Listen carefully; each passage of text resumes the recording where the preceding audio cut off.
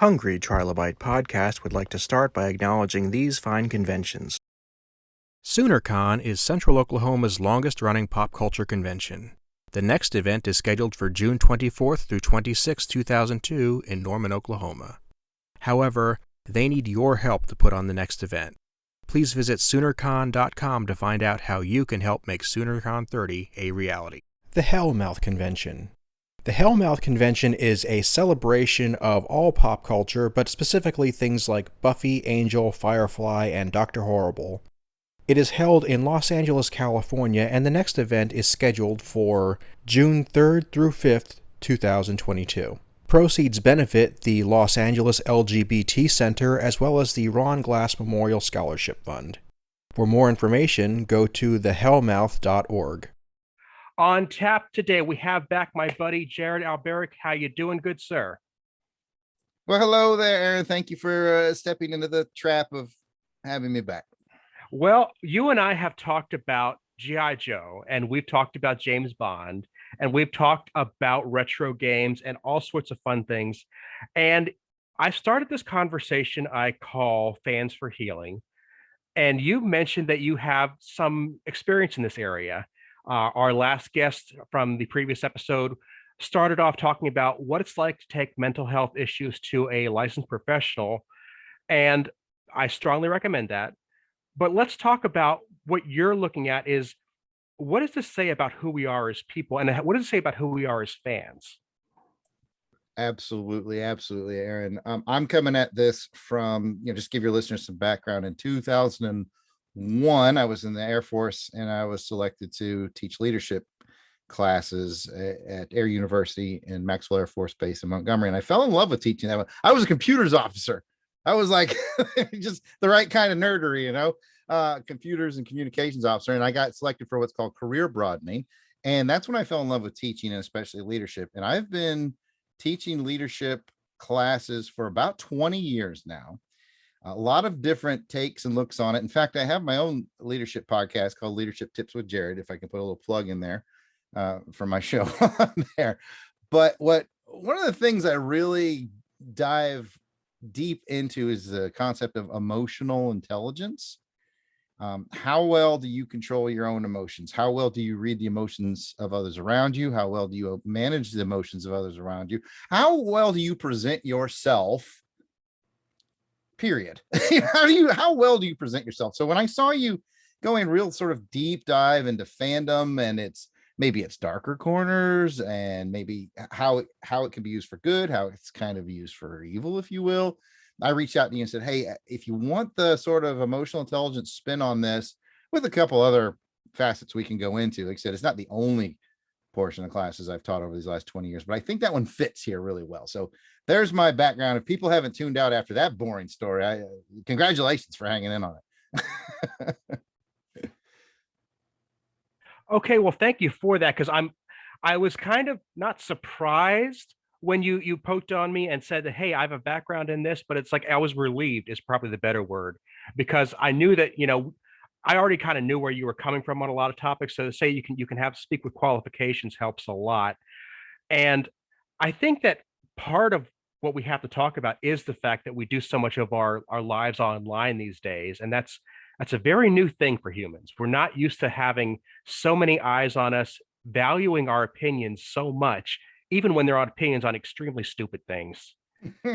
And that's just a new concept. It's like if I eat a bad cheeseburger yesterday, well, that sucks for me, but the world doesn't have to know about it. And now suddenly they do. And that leads to a whole dynamic that we're just not used to. And we don't have the emotional intelligence, like if that's the right word, to judge how to have that conversation. You're right. The best thing about the internet is it gave everybody a voice. And the worst thing about the internet is it gave everybody a voice. One of the things I like to talk about, and I'll jump into some nerdery real quick here, Aaron, and you rein me in whenever you want. One of my favorite things to mention in my overarching views of the internet, especially social media, is I like to use this comparison. Anytime you get into the nerderies of comic books or movies or whatever, anytime a character in the movies or the comics suddenly gains the ability to read everyone else's thoughts, one of two things happens. They either go insane or they learn to stop or control or put up barriers and say, I don't need to read thoughts all the time. This is exactly what's going on with social media. It's giving us access to everyone's thoughts all the time. So I'm very passionate about this because I see people fall into this trap of social media, and they don't think of it in terms of that very simple example I just gave you. You're either going to drive yourself nuts or you're going to learn to put up your own gateways and protect yourself, and sometimes that means just stopping it. Aaron, sometimes it means just stopping. So, I mean, I know it's sort of an extreme from the get-go on this episode, but I really believe in that. It makes sense. And when you say that, I look at how I treated social media 10 years ago versus how I treat it now. When I got on Facebook back when, Facebook circa 2009, 2010, very different beast than it is today. I had 70 people on my friends list, all of whom I had met in physical space in one way or another, most of whom I was related to by blood. And I was like, Facebook was my newspaper for people in my life. I could say, oh, this happened to so-and-so. I took pride in looking at every post and checking on every person every day. I would never dream of doing that today. Today, social media is like a river. You step in it, whatever you step in, pun intended, and then you have to step back out. You can't get it all. You should not try to get it all. No, and as you know, and maybe some of your listeners know, these days, although I do still teach leadership classes once a week for the local junior college, I am more of an artist. My full-time job is an artist, right? And so as an artist, I have to have social media if I want any amount of success, right? So here comes one of Jarrod's big lessons for this episode. So tune in, people, if you're struggling with how to use social media, especially if you are a producer of something, podcast, artist, writer, what have you. Listen, I'll get real close to my microphone. Listen very carefully. I highly recommend a push, don't pull mentality when it comes to social media. Push what you need to push. Push out your latest drawing, your latest comic, your latest podcast, whatever. But don't just sit there for hours and pull and scroll and look. Like, yeah, we're all going to be bored sometimes sitting in the DMV. And that's a great time to scroll social media and go, oh, this person's crazy. And oh, that's kind of cool. And oh, look, a kitten video, but other than that, really push, don't pull, get away from it. Respond to the people who have something to say about your comic or your podcast or whatever, especially if they're positive. Then, hey, thanks for the feedback, blah, blah, blah. The people who troll you and say, oh, everything you do sucks. You know what you do with those people? You just ignore them. It's all you do. So again, I know I'm getting real passionate even from the moment we started, but it's such a dangerous thing, social media. And I've definitely learned push, don't pull. And I had to learn that. Like you said, Aaron, over the years, you used to be pull. It used to be go to Facebook and check in on all your friends and who's on vacation and all that. And you wanted to pull, but now it's like, no, polling is far too dangerous. Polling gives you far too much access to people's inner thoughts all the time, which, going back to my original point, we're not, as humans, we are not meant to have that. We are not meant to know what everybody's thinking all the time. It is too much for us to process. And the sheer volume now, like I said, I had 70 people on that initial friends list for the longest time. It took me years to crack 100. And then suddenly it went from 100 to 1,000 almost overnight. And it just becomes, it's too complex. And you start getting into people who I've never met, people I've met tangentially, people I'm not sure are actually real people. They might be just fake account. Who knows anymore? And we're literally in a space now where we're wondering if somebody sends us a friend request, if they're actually a human being or a robot. Yeah, that's true. I have a little process for when I get like a Twitter request. Someone follows me to determine whether I'm going to follow them back. This is going to sound stupid, Aaron, but I'll take you through my process. One of the first things I look for is, do they have an actual avatar picture? It doesn't have to be themselves, but like, is there like, if it's just a blank egg thing, I'm like, I'm not so sure. And then I look to see, the next thing I do is I look at their bio and I see what they're passionate about, and more importantly, Aaron, I see how they define themselves. And a lot of times seeing how people define themselves makes me go, I'm gonna take a pass. I'll tell you right now, if you're in your bio and you're bragging about who you've blocked or who's blocked you, you have a very, very low emotional intelligence rating. And again, emotional intelligence, keep going back to this. That's very big to me. Like, that's what I look for in Twitter followers and social media followers is, do you have any amount of emotional intelligence? And when you're sitting there bragging about, oh, I got blocked by so-and-so, and I blocked so-and-so, it's so baseline emotional intelligence. I just don't want to deal with those people. I'm interested in your opinion on this, and I would not normally bring this up, but only because this is the conversation, I'm going to say it. I don't brag about blocking people. I don't know if I've ever actually blocked a person per se, but there is somebody who's blocked me. I won't say who. It's somebody of significance in their own minds, at least. And they are bragging about having blocked me. What do you say about this person and their emotional intelligence? And I have a reason for asking. I'm not trying to stir drama. I'm asking as an example what you would say. I would say they have extremely low emotional intelligence. First of all, I want to say, Aaron, that I'm proud of you for not blocking anybody. I also have a 0-person block list. I've never blocked anybody. Are there people that I just like can't stand? Sure, I'm a human. There's people that rub me the wrong way. But congratulations to you for handling that with a large amount of emotional intelligence and going, I don't need to block anybody. I can just not interact with them. You know, even if they do come try and poke you with a stick, like I say, if you just ignore it long enough, they're going to go poke something else with a stick. You know, it's just how it is. But going back to your question, that person who is out there of quote unquote significance who has blocked you and is bragging about it, it's automatic red flag of super low emotional intelligence. What that tells me is they are defining themselves by their ability to be negative about somebody else. And that's just sad. If you really think about it, that's why when I look at these people, like when I decide whether I want to follow somebody back, if they're sitting there bragging about, oh, so-and-so blocked me, or that's a win for me, or I blocked so-and-so and they can suck it, I'm like, you're basically at a kindergarten level of social media or emotional intelligence. You're just saying, you know, anything that bothers me, I just block it. And if someone blocks me that I don't like, well, that's awesome too. And it's like, do you have any idea how you're presenting yourself to the world? So yes, Aaron, the person who blocked you and brags about it is extremely low emotional intelligence and not worth your time, frankly. No, I agree. But let's just, because maybe somebody listening right now might not understand why we're coming at this way. They get that buzz out of hitting the block button. And let's just say it is a literal button that you push on your screen and it does its thing. It's like I can push my shift key right here. That's the amount of effort it takes. Are you really congratulating yourself from getting somebody else on the other side of the planet to push that button? That you're happy that you made that tiny little action happen. Set your sights higher in life. Exactly. And I want to be clear about something else to your listeners, Aaron. Just I think I'm going to speak for both of us here. You correct me if I'm wrong. Does the block button have its uses? Some people need it to protect themselves, you know, from attacks, harassment, and things like that. So I want to be very clear. If you're listening, you're like, shoot, I blocked like 12 people and these guys are patting each other back because they don't block anybody.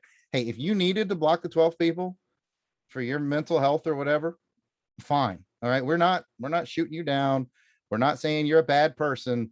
Now, if you're out there bragging about who you blocked, you might want to reevaluate how you're doing things. Sure. And I want to give the caveat that I have not, again, I'm not sure. I don't believe I blocked anybody. I have for certain muted quite a few people. And I the mute button for me is great because that means that the line of dialogue is not completely closed. That there could be a conversation with some effort if there ever needed to be, but I just don't need to see that person in my feed. They are contributing nothing to my experience. Absolutely. And that's, yeah. I've muted several people as well too. One of the other functions I found that's supremely useful. It's a lot of people, when I tell them this, don't even know this function exists. So public service announcement, if you've got somebody who's like always retweeting, oh, I don't know, let's say political stuff on the timeline, you can go to that individual's page on your phone. You can click on the top right corner. And one of the options is turn off retweets. You can turn off anybody you're following ability to retweet into your timeline.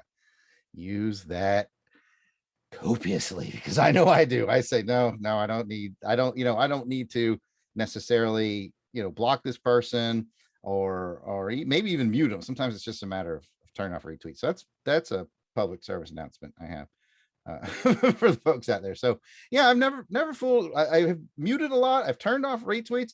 I've unfollowed people that I still like in real life. I just don't like how they are on social media. So that's not a block. It's just I'm just going to unfollow this person. I don't need their stuff in my timeline. If I saw them tomorrow, I'd give them a hug, pat them on the back. I'm very fond of them, but I just don't need that. So yeah, those are all the ways I've avoided the block button, I guess. Well, and I just remind myself that, and I don't want to just get into why I do things, but I think it's important to kind of give another perspective than I have to perpetually be trolling and fighting. My time on this earth is limited. My time on social media is limited. I have a certain thing I want to accomplish. That is, I want to reach out to the people who are kind of in the same wavelength as this podcast, who are into the same things I like. I want to build a community. Getting into those weeds takes away from my time to do that. It's a negative. I want to cut out all those negatives I can. And that's why I mute aggressively for certain categories of people. Those categories are mine to know and mine alone. But exactly. yeah, I just scroll past arguments I don't want to have. And there are times that I just know that it's not my discussion to have. I don't have to throw my 2 cents into everything. That is a great point. I don't have to throw my 2 cents into everything. I'm gonna absolutely butcher a Winston Churchill quote, but he said something to the effect of, "If you stop to fight with every dog that barks with you, you'll never get where you're going." I'm sure I bastardized it, but the point is there. You don't have to take every fight you scroll by. I mean, I see stuff. We all see stuff, on social media all the time that just we see it and we just, oh my goodness. But one of the many superpowers you can have on social media is the ability to just shake your head left or right and scroll that thumb right on up. You don't have to be part of the argument, because I mean, how much energy does it really take from you? And I can see that's where you're going with that, Aaron. Like, how many times do you sit there for, I don't know, let's say 15 minutes, 20 minutes, 30 minutes, 45 minutes. Some people do all day arguments thinking about, oh, what are they going to say? And how am I going to clap back? And like, really, you just spent how many hours determining how you're going to clap back against a stranger on the internet? Because, they don't like your opinion on Star Wars. Like, what? Like, really? How much time are you willing to give? And I think that's a great point, Aaron. We only have so many minutes on the planet. How much are you going to devote to fake internet arguments? And it's the fakeness that I definitely think I should bring up or look at, because the Star Trek Discovery just had its new season launch 2 weeks ago. And that reopened a lot of old wounds. I don't know if you follow the drama or if you're even aware of it, but okay, it's fair. It's nothing new. Is the point I always look at, is that, ever since they made a new Star Trek in the 80s, they've been arguing people, this isn't the real thing. I don't like this. People who like this aren't real fans. It's so old. The argument happens over and over again. But now that we have the steroids of Twitter added onto it, you get people organizing about why they're the real fans and the other people who like this. And it's just what we were talking about off camera. People, they want to say that you need to like something you don't like, or you shouldn't like something you do like. And that is such a weird, emotionally stunted thing to say. It's like, let's not talk about Star Trek. Let's just talk about the fact that you're a grown human being. I assume that you've graduated high school and you're allowed to vote and drive, or the things that we think a normal human being should be able to do. And you can't understand that people have different opinions. That's the level we're at here. Can we look at that? Oh, I don't get it, because fandom is so weird about that, Aaron. It's the weirdest corner of that, because let's not even talk about fandom anymore. Let's talk about black licorice. All right. Some people love it. Some people hate it. Some people are indifferent about it. I haven't seen any huge Twitter fights over black licorice, although I'm certain if we search, we could find one. Okay. But the point of it is pretty basic. I mean, it's a matter of taste. Is it for you? is it not for you? I'm even willing to dive into your example of Star Trek Discovery. Okay. I haven't seen it. I don't feel a strong draw to see it. Do I consider myself a Star Trek fan? You bet your ass I do. But just because I feel like something wasn't made for me doesn't make it a bad thing.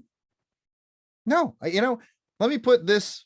I don't know. I'm the king of metaphors on this, but remember when, Aaron, you and I are about the same age. Remember when we were teenagers and kind of discovering music for the first time? We're like, oh yeah, I don't know. Since we're about the same age, we were probably like, oh yeah, let's see what was cool when we were in high school. Aaron, what was cool? So let's check out the Spin Doctors. They were cool when I was Okay, we'll go with that. It doesn't matter. I was whatever it is you're into. And then you sort of your dad or maybe your grandfather pulls you aside and says, oh, okay, so you dig into music. And grandpa knows that he's not into the Spin Doctors, but he's like, you really like that guitar riff and all that kind of stuff. Yeah. Let me teach you about Stevie Ray Vaughan. Let me teach you about BB King. And you listen to that old stuff and your mind just explodes because you're like, I thought all the old stuff was dumb.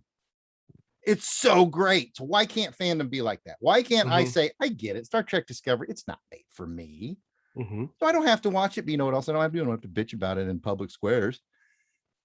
But if a young person comes to me and says, hey, man, some like my son who's 15, I've been watching Star Trek Discovery and it's dope. And I go, really? Let me show you something else. Let me show you 1960 Star Trek, or let me show you Star Trek II, The Wrath of Khan, and blow your freaking mind about how good the old stuff can be. Why can't it be like that? Why can't it just be like that? When we were high schoolers and we discovered old stuff that was amazing, it's now our turn as the older people to be that. And yes, we don't have to go to the public square. I'm not going to go to the public square and say, oh, I think Star Trek Discovery sucks, because A, I haven't seen it. and B, I guess it just doesn't, what's it going to gain you? It's going to make me look like a jerk for going to the public square and jumping up, no, Star Trek Discovery sucks. What do I care if people are out there and enjoying it? If they're enjoying it and it spurs a Star Trek discussion to where I can help some youngling find some cool stuff from the past, and I think that's great. And anything else is a waste of time, really. I'm really trying not to pretend to read people's minds because I know I can't. But when I talk to these people, or at least see them talk to other people, it really, to me, looks like a case of, I'm worried that the young people like this new Star Trek, and they're going to think that's real Star Trek, and that's going to hurt me because I won't be able to give them the experience I had with Star Trek. You become the arbiter of what is and isn't in that fandom, or any fandom. I'm just picking Star Trek because it's the most recent example, literally 2 weeks ago. And I just want to say, but nobody elected you the judge of what is and isn't in that fandom. You put yourself on that pedestal, and now you're mad nobody else recognizes it. And that comes back to emotional intelligence. Do you realize you weren't the center of the universe? You're absolutely right. Tying it right back to the emotional intelligence thing we started off with. Yeah, it's very low emotional intelligence to think, hey, I'm, like you said, I'm the gatekeeper of this fandom, and if it doesn't do what I want it to do, then blah blah blah, stamp up and down, whatever. My deepest fandom, Aaron, is James Bond. We've talked about that before. It's my deepest fandom. Okay, we all just got done with the Daniel Craig era. I will readily admit to anybody and everyone, the Daniel Craig era is my least favorite era. Does that mean I don't like it? No, that's not what that means. I still like it. I still enjoy it. I have every one of them Blu-rays lined up. You can bet they're dusted and cleaned and lined up and all that stuff because I love it. I mean, there's no reason for me to go to these young people who only know the Craig era and be like, you guys are ruining my James Bond. Like I said, it's better to come in as the older guy and go, hey, if you liked Craig, maybe check out Timothy Dalton. He was kind of like the original Craig, the first kind of stripped down, harder nosed 007. So maybe you'll like that, and they probably were watching, oh, this old stuff's not so bad. And then like, all right, wait till you get the Moonraker. That's just a James Bond joke for the fans out there, because the Moonraker's the silliest one, but it's still fun as all get out. So yeah, again, your instincts serve you right, Aaron. People who view themselves as, I don't know, the gatekeepers or the president-elect of certain fandom, getting mad because people like the new stuff. It's just that awareness of, not everything's made for you. And guess what, folks? Here's a hard truth coming at you right here on the Hungry Trilobyte podcast. As you get older, like Aaron and I are, less and less stuff is made for you. Okay. There was I don't want to press everybody, but there's a certain amount of truth in what Marcus Brody said in Indiana Jones and the Last Crusade. We are starting to reach an age where life stops giving us things and starts taking it away. And that is the nature of life. It is. Just as you're getting older, just realize all these things they're making, they're not for us anymore. Yes, we grew up with these fandoms. And yes, okay, let's admit it. There's still, for us old guys, there's still glimmers of hopes. I mean, Ghostbusters Afterlife was freaking incredible. But they pandered to us old guys very, very well. And it was great. But let me just let you know, Aaron and I'm not going to speak for his age. I'm in my mid 40s. And you have to have that realization that they're not necessarily making stuff for you anymore.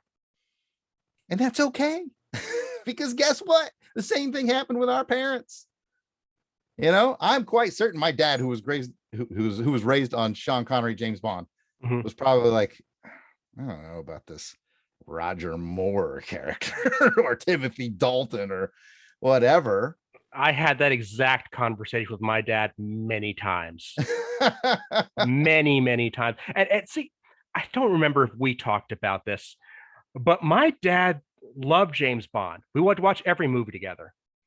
But his standard for what made a James Bond movie was rock bottom.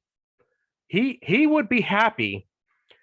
I would pull up, let's say, Tomorrow Never Dies.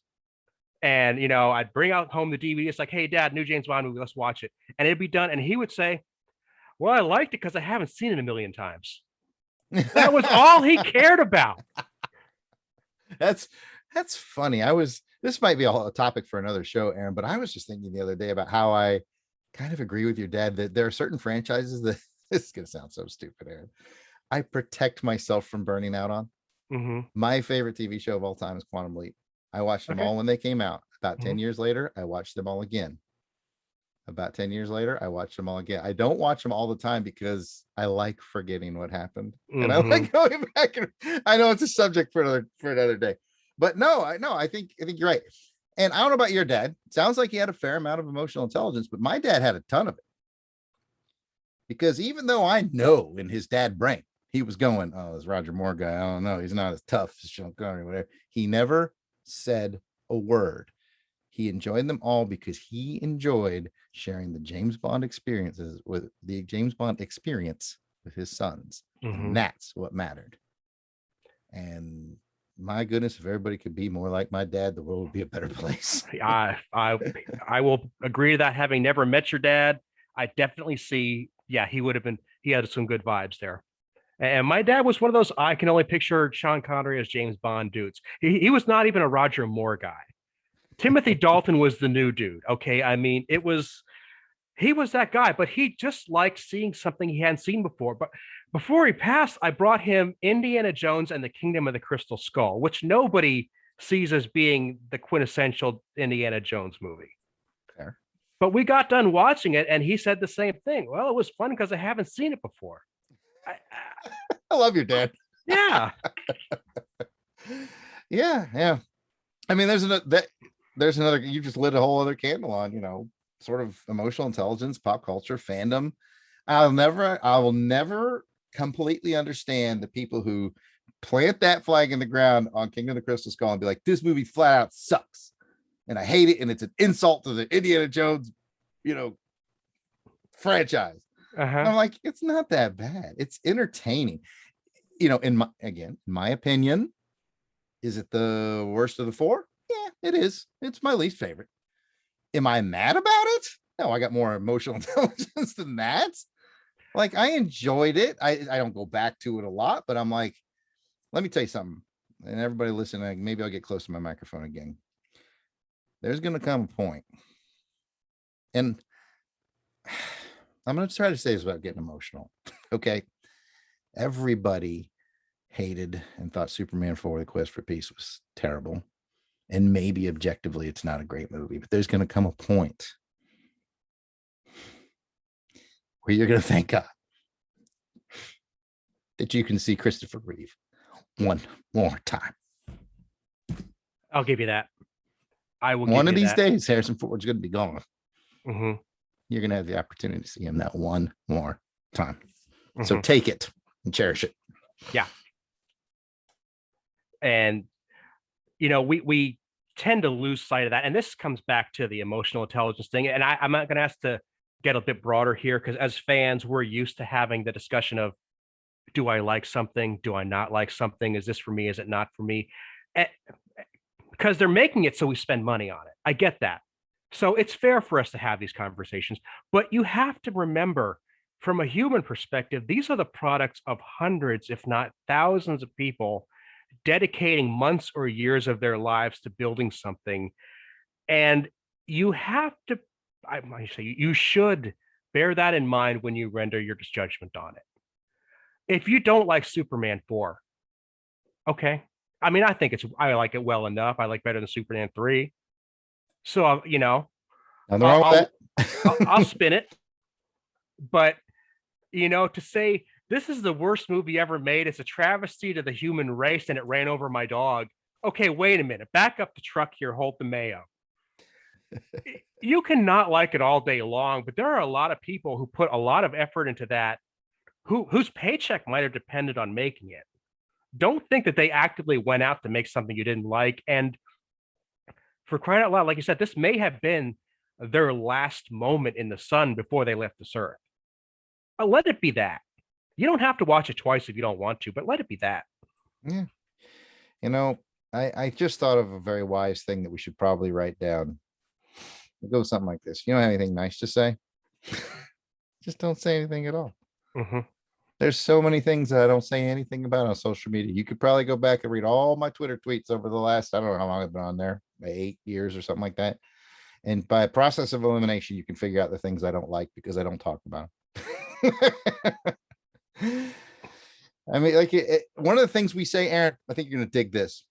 All right, another plug for the big podcasting that I do is I'm on the Long Box Crusade Network. I'm certain we'll close out the show talking about that. But one of our tenets for Jason, Pat, Delvin, and myself, when we talk about, because we cover comics, we cover movies, we cover old TV shows, all kinds of stuff. One of our tenets is that we always remind ourselves before we go on a tirade of negativity, we always remind ourselves, whatever it is we're talking about, whatever the topic is for that episode, whatever that movie is, it's somebody's favorite thing. Treat it like that. You know, King of the Crystal Skull is somebody out there's favorite Indiana Jones movie. Okay. And that's totally cool with me.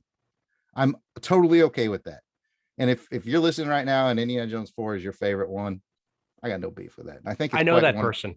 I think it's quite wonderful that you've made that choice to go against, you know, the majority and embrace it. If you embrace it, if it hits you, maybe it hit you at just the right time. You know, Batman Forever hit me at just the right time. It was the very first of the Joel Schumacher 2 films he did. Not well thought of in retrospect. I love freaking Batman Forever because it hit me at just the right moment in life. I'm a big fan of that movie. It's another conversation as to why, but I'm very much a fan of, if you just take that movie and slice it out, forget what came before it, forget what came after, it's solid. It's very solid. I enjoy the heck out of it. Yeah. I really do. So, but like I said, one of the points is, you know, sometimes something will hit you at just the right time in your life, like just when you needed it, or just when you were feeling there was a void that you had that maybe you didn't even know about, and it just showed up in time to do that. So another big thing about being emotionally intelligent is realizing your opinion doesn't really matter a hill of beans. I do encourage everybody to express their positive opinions because I love it when people talk positive. You know, even when it's stuff that I don't even really like that much. When I see people champion something that they just love, I'm like, hey, maybe they're championing some movie that I didn't really like or whatever, but I can at least keep my mouth shut and let them have their moment and enjoy things. Because what's good is going to be for me to pop in there and go, well, here's why you shouldn't like it. That's me showing up to tell people why they shouldn't like black licorice if they like black licorice. It's a waste of both of our times. And now I'm going to ask people to dig a little deeper into emotional intelligence because this is not a concept that comes natural to us. But when you talk about it hits you at that right moment in your life, and you talk about something that you love very, very passionately, let's say you, James Bond, for example, me and Star Trek, my friend in Batman, whatever, you got that from years of loving that thing. It hits you probably at the right time. You might have been a child, you might have been a passionate teenager, you might have been in your 20s and just, struggling through life. It hits you at that time. And when you become defensive of it and you want somebody to love it the same way, you're not allowing them to love it the way you did. You're not allowing them to find it at their right moment in time. You're expecting to shoehorn your experience into their life. And that works never. Absolutely never. No, yeah, you're completely looking at the black licorice from the other point of view, like being like, this is great black licorice. You should love this. Mhm. No, I just not really not for me. No, love it. Love it. No. I don't want to love it. Like trying to convince people to love stuff. It's just a waste, as much a waste time as trying to get people to not love stuff. So It'll be like if I came up to you and said, you're going to like Buffy the Vampire Slayer because you're going to discover it after work on Friday night, your freshman year of college, after you have some stale pizza, and it's going to be just the thing for Friday nights. That's absurd. I can't dictate your life experience. If you end up liking Buffy the Vampire Slayer, it's because you're going to find it in your own time and your own place. If you like it at all, which you may not.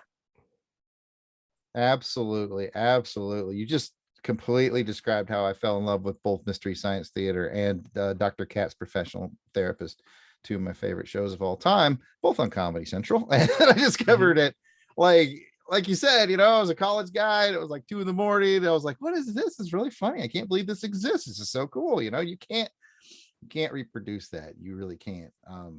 I do like people who are there's a fine line here, because I do like people who are ambassadors for things.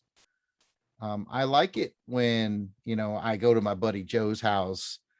He lives, way far away from me in San Antonio. And I go there and Joe's like, hey man, I really enjoyed season 1 of The Mandalorian. You should check it out. And I was like, yeah, all right. Joe likes it. That's cool. And he's like, you're here all week, maybe we'll just try one tomorrow night. And if you like it, then we'll move on. And so we put on The Mandalorian, and I was like, yeah, I like that. Let's watch the next one. And the next thing I knew, we blinked and we binged them all. And it was a wonderful experience. But what I want people to note is Joe's approach. He approached it positively. He didn't tell me I was stupid for never seeing it, or that I wasn't a real Star Wars fan because I didn't have Disney Plus, like none of that stupid stuff. He's just like, I really like it. I respect Joe's opinion. He didn't beat me over the head with it. He said, hey, would you watch one with me tonight? If you don't like it, we won't move on. I mean, he made it very low threat. That's how you be an ambassador for something you love. That's how you do it. You speak highly of it. People show a little interest. Say, hey, I'll make it available to you. But no high stakes.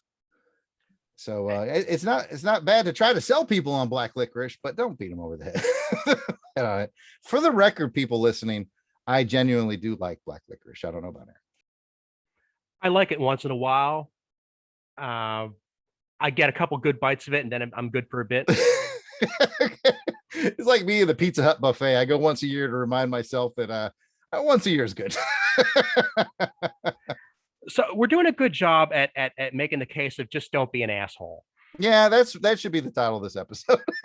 But let's go a little. What's at stake here? If somebody's sitting around and they're content to be toxic, they're content to be negative, if they're getting something out of it, I guess we should look at what's at stake for them. Why do they need to kind of take a step back and say, maybe things could be better if I didn't go this path? There's a reason for your own self that you shouldn't be constantly negative, constantly fighting with yourself, constantly fighting with other people. Mm-hmm. Oh, absolutely, Aaron. All right. You've taken us to a wonderful place. For those folks who, I don't know, are that way, constantly negative, tearing down, whatever it is, what's in it for me? If I stop doing that, is essentially what you're asking. That's a really good question, because you're not going to get people to change without them seeing what's in it for them. What they need to experience is the lightening of their own burden. When you take on the mantle of being the negative Nancy about everything, being the Debbie Downer about everything, and oh, this sucks and that sucks, and I want to seek out people who are discussing whatever topic so I could come in and tell them why they're wrong. Like, most people don't realize what a burden that puts on them to carry around that negative burden, because they've carried it for so long, they don't know it's there. They won't realize the freedom until they start to let it go. And listen, people, I'm going to tell you right now, true confessions on the Hungry Trilobyte podcast. I used to be one of those guys.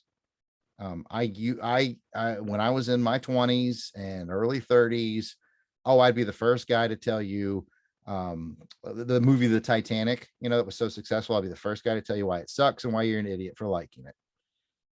And I look back after I sort of learned my lessons through teaching these classes and believing in what I'm teaching and making an effort to change. And I look back on who I was in my 20s and early 30s, and I hate that person. I really do. I'm disgusted with them. And I'm still friends with people that I've even told them, I don't know how we're still friends. I don't know how you put up with me. And you know what? I've gone back, Aaron, seriously, after 15, 20 years and apologized. I've specifically told that person in my life who was a big Titanic fan, I said, you know what? I'm really sorry for the way I talked to you and treated you back when it was popular. And they thought it was the dumbest thing. Why are you apologizing for something 15 years ago? And I'm just like, I don't like who I was.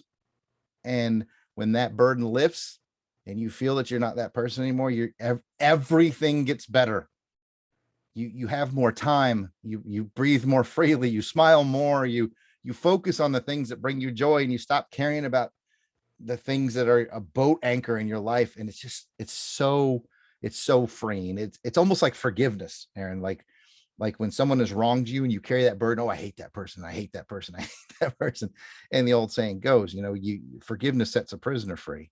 And it's not the person that you're your hatred, so it's you're setting yourself free. So yes, I just went a long way around to say, let it go, feel the burden lighten up, focus on things that bring you joy, talk with other folks about those things that bring you joy. Don't try to convince people to love things. Don't try to convince people to hate things. Just focus on your own joy. And I'll shut up.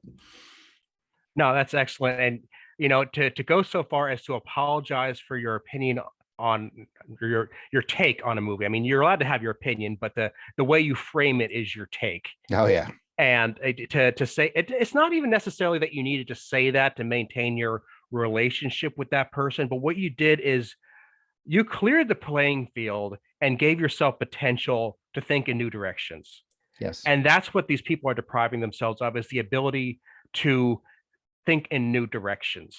Well said. Even if you don't like the new direction, you walk down that path a couple steps, you decide you don't like it, you turn around, you walk back. That's okay. We're allowed to do that in life.